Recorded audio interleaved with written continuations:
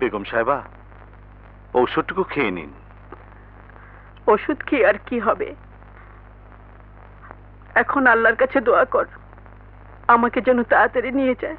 এসব কি বলছেন বেগম সাহেবা?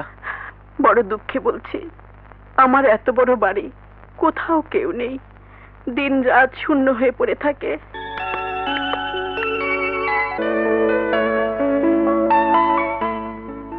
তুমি একটু বসো, আমি মাকে নিয়ে আসছি। হ্যাঁ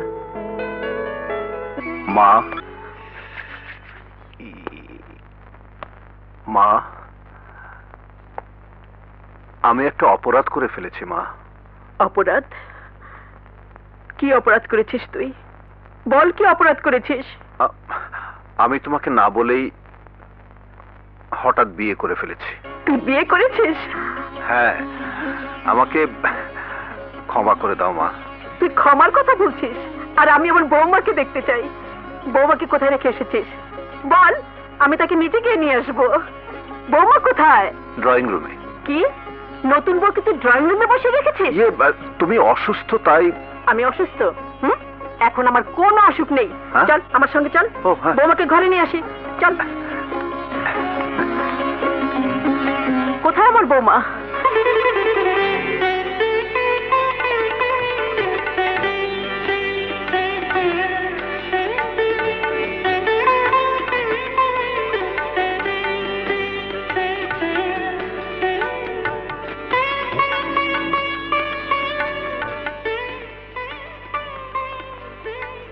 শাহানা, আমার মা।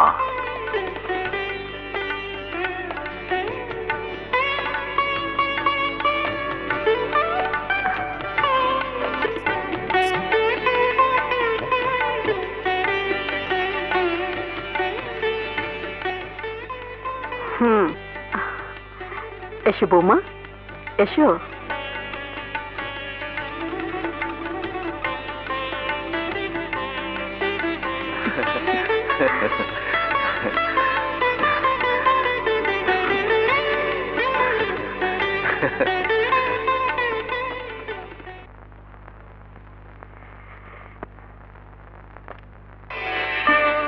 শোনো বৌমা, এই বাড়িতে আমি যখন বউ হয়ে এসেছিলাম তখন আমার শাশুড়ি এই গহনাগুলো আমাকে পরিয়ে দিয়েছিলেন, আর আজ আমি তোমার শাশুড়ি, আজ আমি তোমাকে পরিয়ে দিচ্ছি।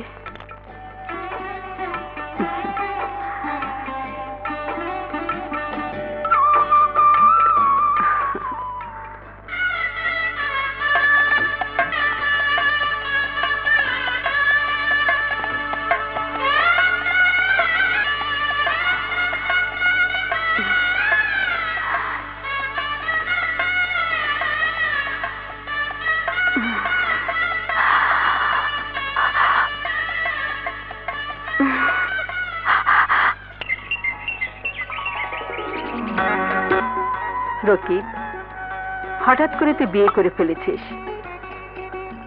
আমি কোনো অনুষ্ঠান করতে পারিনি, এভাবে এ বংশের কোনো বিয়ে হয়নি, তাই আমি আগামী শুক্রবার অনেক লোককে দাওয়াত করেছি। খুব ভালো করেছো মা, খুব ভালো করেছো। রকিব, হ্যাঁ বৌমাকে নিয়ে আয়, যা। আচ্ছা।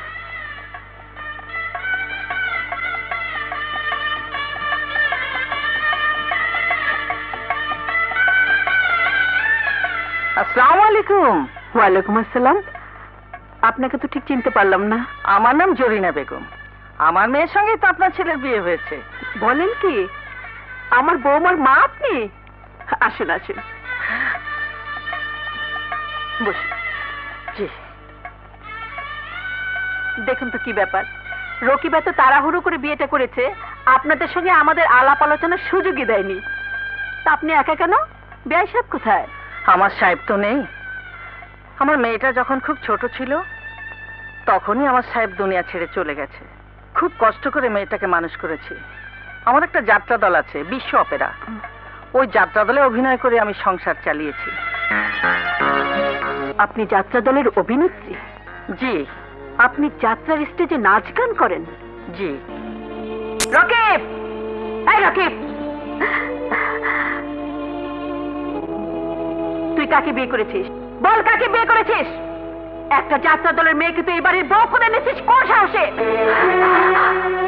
বেয়ান সাহেবা, আপনি রেগে যাচ্ছেন কেন? যাত্রা তো খারাপ না। যাত্রা যারা করেন তারা তো শিল্পী, শিল্পীরা তো খারাপ না। দয়া করে আপনি বেরিয়ে যান। এই মুহূর্তে আপনার মেয়েকে নিয়ে আমার বাড়ি থেকে বেরিয়ে যান। মা, তুই চুপ কর, আপনি বেরিয়ে যান। যাচ্ছি যাচ্ছি, কিন্তু যাওয়ার আগে একটা কথা বলতে চাই। যাত্রা গান করা যদি পাপ হয়, সেই পাপ আমি করেছি। আমার মেয়ের কোনো দোষ নেই। আপনার কাছে আমার শেষ অনুরোধ, আপনার পায়ের তলে আমার মেয়েটাকে একটু জায়গা দেবেন।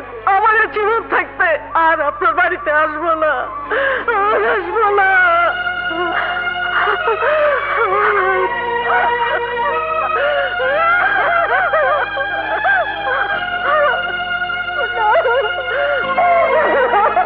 ছি ছি ছি ছি, এই বাড়ির একমাত্র ছেলে শেষ পর্যন্ত সে যাত্রা দলের মেয়ে বিয়ে করলো। কি জঘন্য ছেলে রে বাবা। এই চলো চলো, এখানে আর থাকার দরকার নেই, চলো। আর কোনো মেয়ে পেল না? চলো, সম্মান আছে, চলো। হ্যাঁ চলো। হ্যাঁ, এসো। কি তাই তো। ব্যাপার? কিরকম একটা কাণ্ড হয়ে আমরা গেল। কল্পনাও করতে পারি না এটা। হ্যাঁ, ছি, আবার আমাদের এখানে দাওয়াত করে।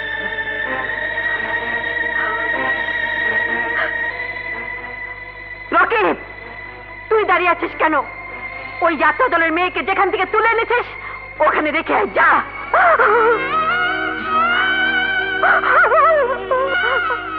মা, ও তো এই বাড়ির বউ, ওকে আমি ধর্ম মতো বিয়ে করেছি। তাছাড়া এই বাড়ি ছেড়ে কোথায় যাবে? সামান্য একটা যাত্রা দলের মেয়ের জন্য তুই আমার মুখের উপর কথা বলতে পারলি? কেউ নেই এই সংসারে, আমার কেউ নেই। তোরা এই বাড়িতে থাক, আমি চলে যাচ্ছি। না না মা, তুমি যাবে কেন? ওকে নিয়ে আমি চলে যাচ্ছি। তুই কোথায় যাবি? যে বাড়িতে ওর স্থান নেই সেখানে আমি কি করে থাকবো মা? যাত্রা দলের একটা মেয়ে এসে মাকে পর করে দিল। আমার কোনো মূল্য নেই তোর কাছে? মা, তুই যদি আমাকে ছাড়া থাকতে পারিস, আমিও তোকে ছাড়া থাকতে পারবো। তুই জীবনে আর এই বাড়িতে পা রাখবি না। যা, এই মুহূর্তে বেরিয়ে যা।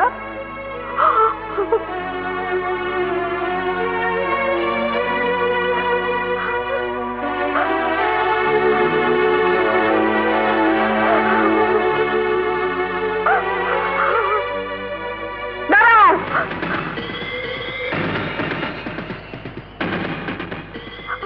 যে বউ এই বংশের স্বীকৃতি পায়নি তার কোনো অধিকার নেই পূর্বপুরুষের দেয়া এই বংশের অলংকার গায়ে রাখার। ওসব খুলে রেখে যাও।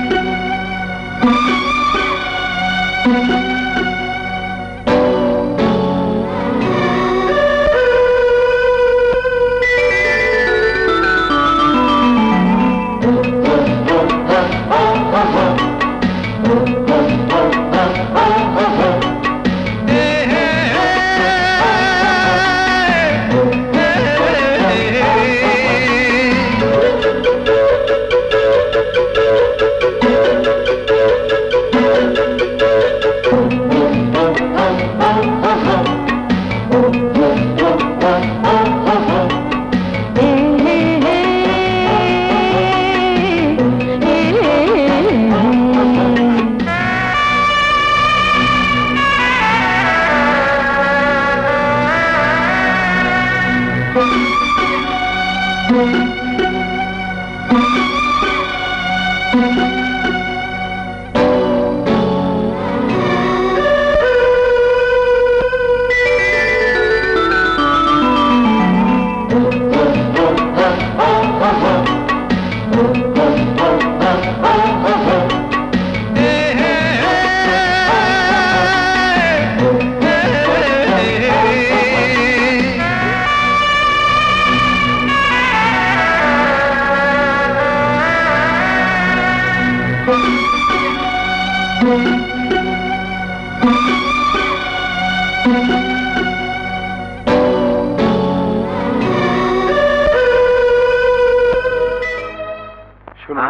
আপনার স্ত্রীর অবস্থা বেশি ভালো নয়।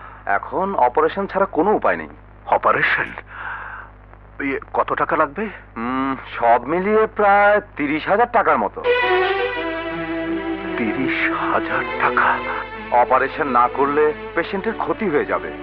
ওকে, আপনি অপারেশনের ব্যবস্থা করুন, আমি টাকা নিয়ে আসছি। ডাক্তার সাহেব, আমার ছেলেটাকে একটু দেখবেন।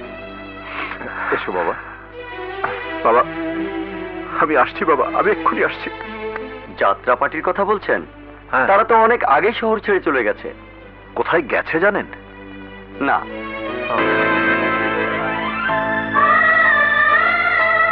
আপনার স্ত্রীর অবস্থা বেশি ভালো নয়। এখন অপারেশন ছাড়া কোনো উপায় নেই। অপারেশন না করলে পেশেন্টের ক্ষতি হয়ে যাবে। সব মিলিয়ে প্রায় 30,000 টাকার মতো। 30,000 টাকার মতো। 30,000 টাকার মতো। 30,000 টাকার মতো। 30,000 টাকার মতো। 30,000 টাকার মতো।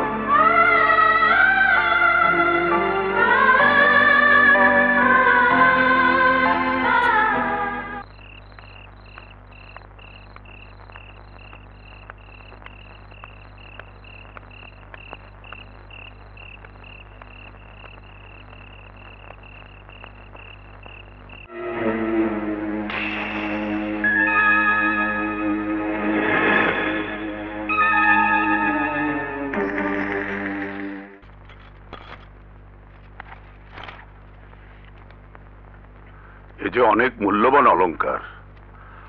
এত রাতে অলংকার বিক্রি করতে এসেছো? হ্যাঁ, আমার ভীষণ বিপদ। আপনার দোকানে গিয়েছিলাম, দেখি বন্ধ হয়ে গেছে, তাই বাড়ির ঠিকানা নিয়ে আপনার কাছে এসেছি। তুমি বসো, আমি টাকা নিয়ে আসছি। আচ্ছা।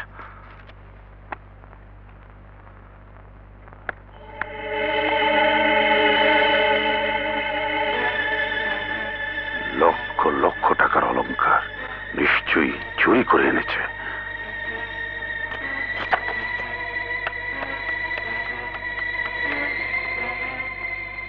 Hello, police station.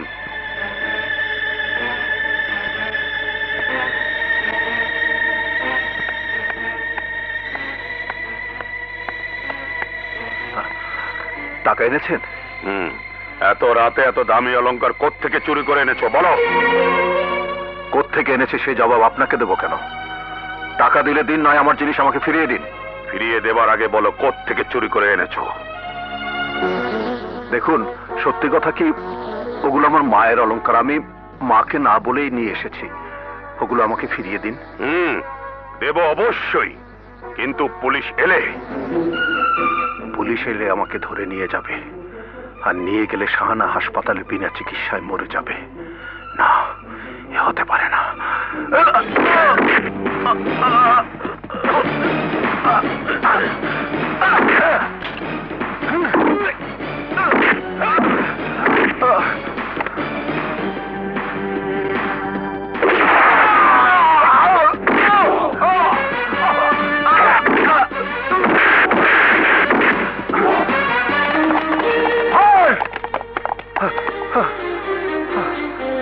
ইন্সপেক্টর সাহেব, এই শয়তানটা আমার চাকরকে গুলি করে মেরে ফেলেছে।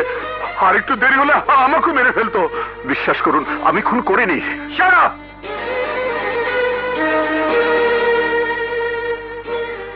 হাতে পিস্তল আর বলছো তুমি খুন করোনি? না, শুনুন আমার কথা শুনুন, আমি খুন করিনি, বিশ্বাস করুন আমার কথা, আমি খুন করিনি।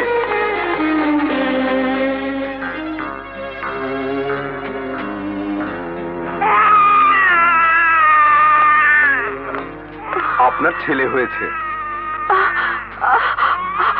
আমার স্বামী কোথায়? আপনার স্বামী অপারেশনের টাকা জোগাড় করতে গেছে, এখনো ফিরে আসেনি। আমি নিজের দায়িত্বেই আপনার অপারেশন করেছি। এখনো ফিরল না? সে গেল কোথায়? আসুন।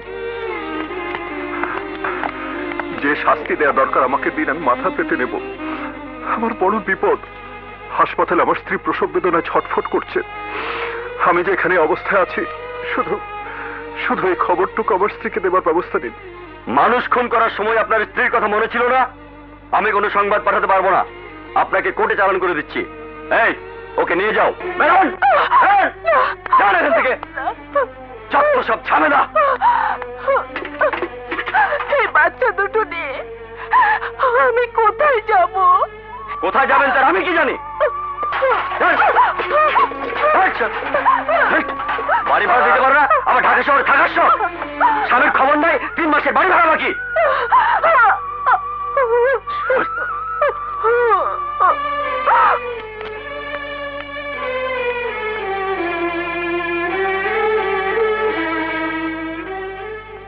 কি হাসপাতালে নেই, বাড়িতেও তালা ঝুলছে? হ্যাঁ,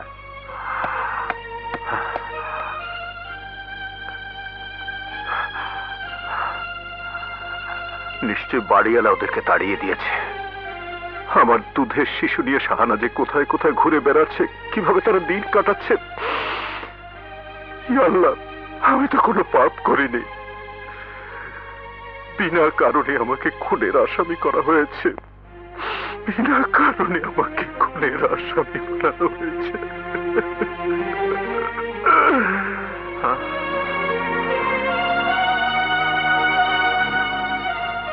বউ বাচ্চার জন্য তুমি কাঁদছো, আর তোমার জন্য তোমার স্ত্রী সন্তান নিয়ে রাস্তা রাস্তায় কেঁদে কেঁদে ঘুরে বেড়াচ্ছে।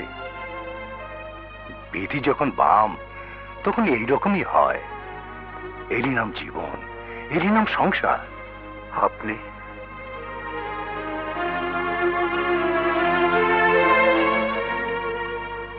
একদিন হয়তো তুমি এখান থেকে ছাড়া পাবে, তোমার বউ বাচ্চার সঙ্গে দেখাও হবে, কিন্তু আমার আমার কি হবে?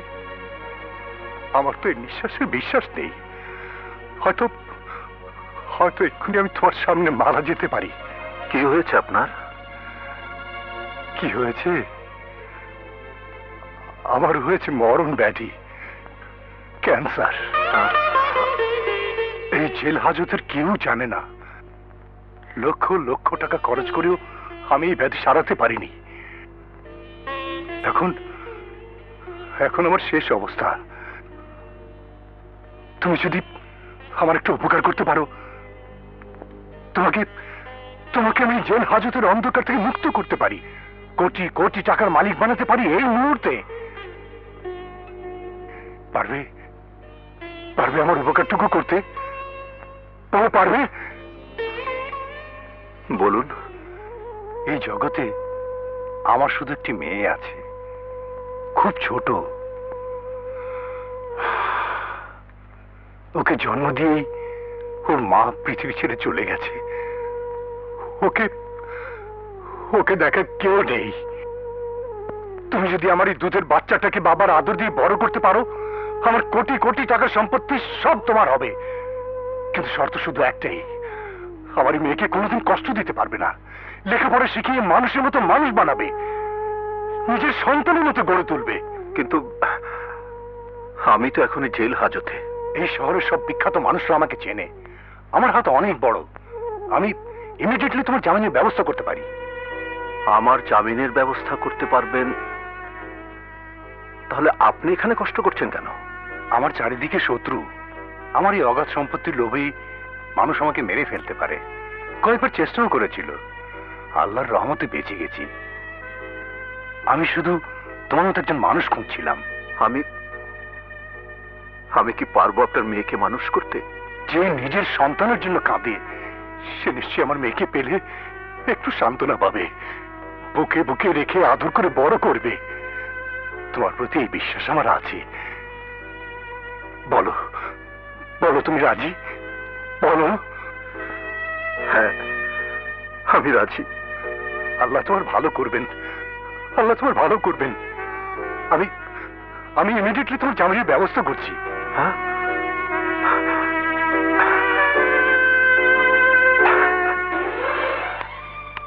আম্মু আর পাচ্ছি না।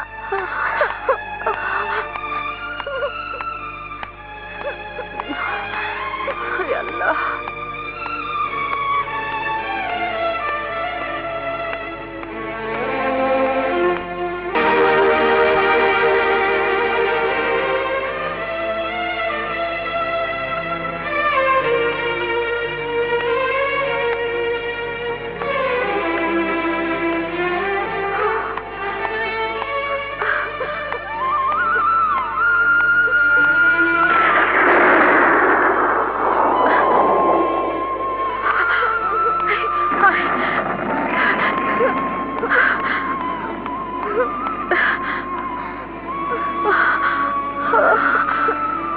ও মা গো,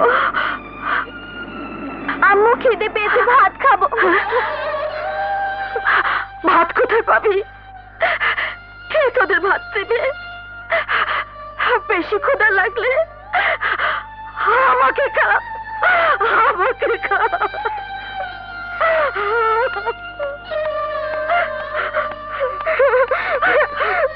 কে বাবা?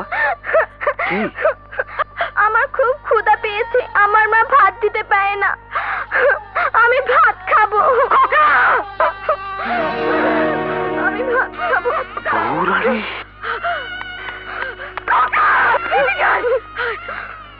বৌমা, তুমি? তোমার এই অবস্থা? রকিব কোথায়? রকিব? জানি না, আমি কিচ্ছু জানি না। হাসপাতালে ছিলাম, ফিরে এসে আর ওকে খুঁজে পাচ্ছি না। কত জায়গায় খুঁজলাম। বড় বাড়ির বউ হয়ে ফুটপাতে পড়ে আছো। ক্ষুধায় তোমার বড় ছেলে মানুষের কাছে ভিক্ষে চাইছে। এ দুঃখ আমি কাকে বলবো? আল্লাহ, তুমি মানুষকে এত দুঃখ দিতে পারো? বৌমা, ভাগ্যে যা থাকে তাই হবে। তুমি আমাদের বাড়িতে চলো। তোমার এই দুটি দুধের বাচ্চার দুঃখ আমি আর সহ্য করতে পারছি না। চলো চলো বৌমা। না, যে বাড়ি থেকে আমার স্বামী চলে এসেছে তার অনুমতি ছাড়া আমি আর ওই বাড়িতে যেতে পারবো না। এভাবে থাকলে তুমিও মরবে, বাচ্চা দুটোকে মেরে ফেলবে। চলো বৌমা, চলো।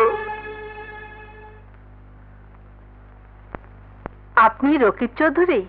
সাহেব আমাকে ফোন করে সব বলেছেন। এই হচ্ছে উর্মি। এসো।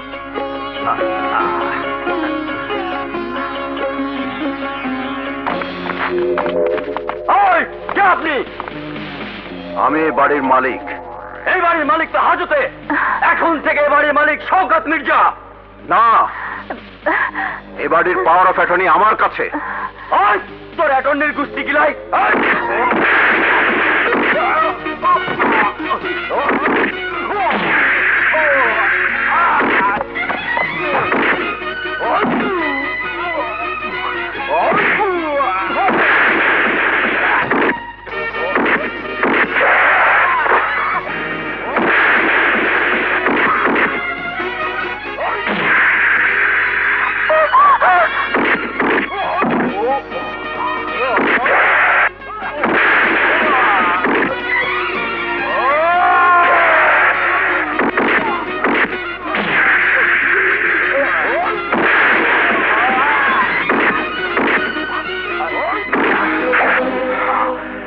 আজ থেকে উর্মি আমার মেয়ে।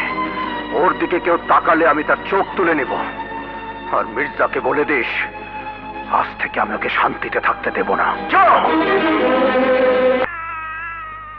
আমার বাড়িতে শিশুর কান্না।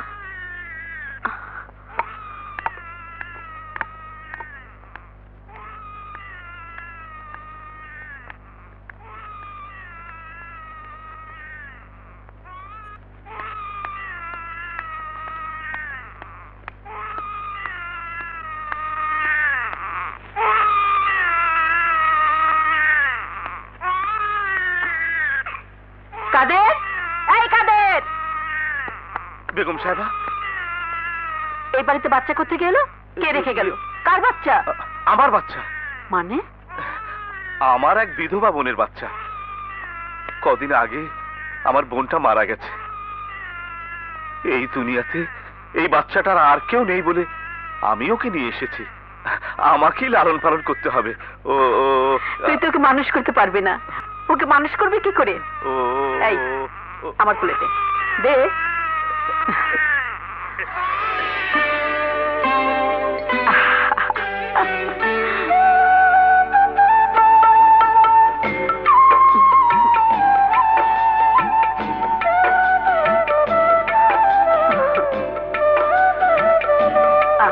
কি সুন্দর ফুটফুটে বাচ্চা। আল্লাহ যেন আমার শত্রু সন্তানকেও এমন ভাবে এতিম না করে। এই কাদের, যা তো ওর জন্য দুধ বানিয়ে আন। আর শোন, বাজারের দুধে তো ভেজাল, ওসব দুধ খাওয়ালে বাচ্চার অসুখ করবে। কালকে তুই একটা দুধের গাই কিনে আনবি। আচ্ছা।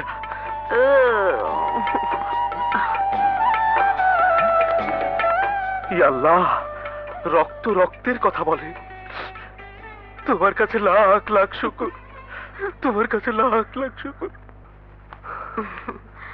রানা, কি রে, কি হয়েছে তোর? কথা বলছিস না কেন? আমাকে বল কি হয়েছে। কি আর হবে, চাকরিটা চলে গেল। এই জন্য প্রাইভেট ফার্মে কোনো চাকরি আমি করতে চাই না। যখন তখন চাকরি চলে যায়। এত ভাবছিস কেন? তোকে আমি লেখাপড়া শিখিয়েছি, মনের মতো করে মানুষ করেছি। কোথাও না কোথাও তোর চাকরি হবেই। এত ভাবিস না। হাত মুখ ধুয়ে আয়, আমি তোর খাবার গরম করছি। যা যা যা যা।